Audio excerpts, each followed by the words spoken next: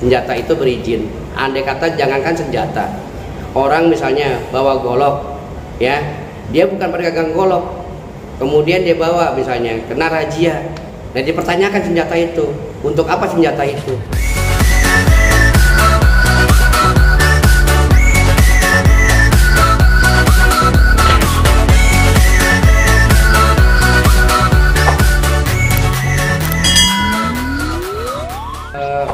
Terima kasih ya teman-teman ya, bahwa negara kita ini kan negara berdasarkan undang-undang dan berdasarkan kepastian hukum ya. Setiap manusia itu di Republik ini mempunyai hak dan berdasarkan aturan yang ada ya.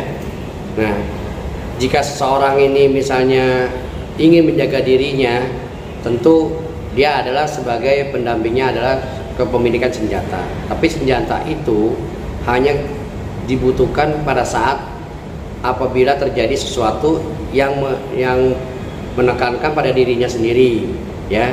Tapi senjata itu dibelinya itu bukan beli kepada pihak seorang, tetapi harus disertai dengan dibelinya oleh izin negara di suatu institusi negara ya. Misalnya ada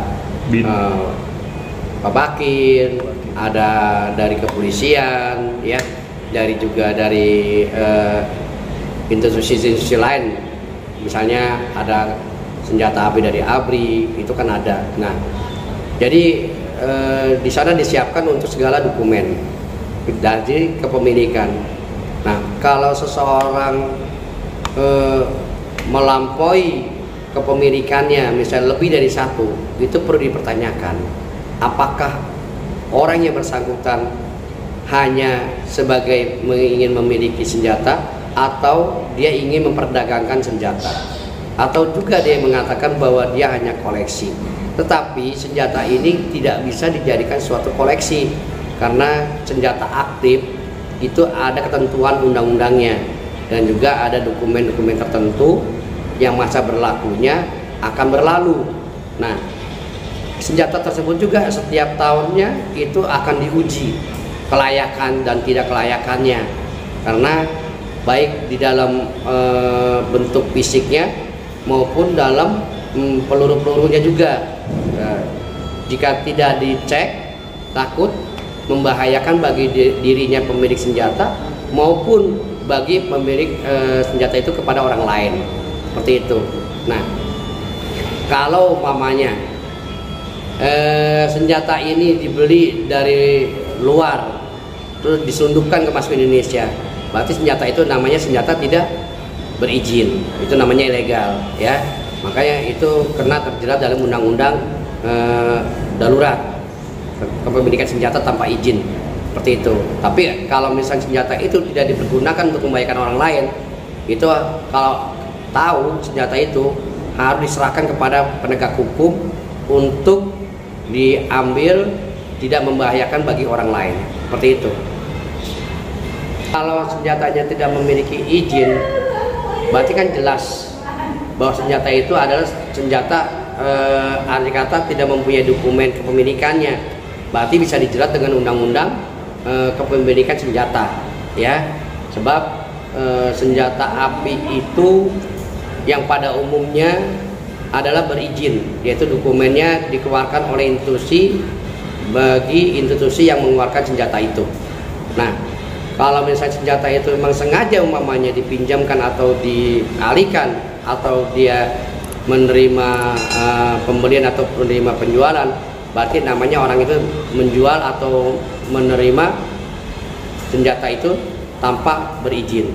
Akhirnya manfaatnya mereka mencari keuntungan, tapi senjata itu akan berbahaya bagi dirinya sendiri maupun orang lain. Itu. Kalau setiap senjata itu udah jelas, itu fisiknya itu sebelum dia digunakan atau dia miliki, tentu itu sudah dicek ya, baik fisiknya secara peraturan maupun juga sesuai dengan keinginannya, dan kemudian juga spek-speknya juga udah jelas, lalu dikeluarkan izinnya. Tapi kalau ada orang yang mengatakan nggak perlu izin, ya jangan beli senjata lah, senjata itu berizin. senjata itu berizin. Andai kata jangankan senjata, orang misalnya bawa golok, ya, dia bukan pedagang golok, kemudian dia bawa misalnya kena razia, dan dipertanyakan senjata itu, untuk apa senjata itu? Sedangkan ini dia bukan pedagang. Nah, sedangkan dia cuma hanya bawa satu-satunya. Kan orang berpikir kan orang ini bawa golok tuh niatnya kan beda. Nah, perlu diamankan gitu loh. Apalagi senjata api. Senjata api kan ada undang-undangnya, udah jelas, dan juga ada izinnya. Nah, baik dari institusi yang bersangkutan maupun juga dari institusi yang mengeluarkan kualifikasi terhadap senjata, kewenangan senjata, kan itu kan. Makanya harus disertai dokumen yang jelas agar senjata itu tidak liar. Apabila terjadi sesuatu kejadian, maka dia bisa bertanggung jawab atas senjata tersebut. Seperti itu. Namanya senjata ini kan orang ya berpikir gini, mindsetnya.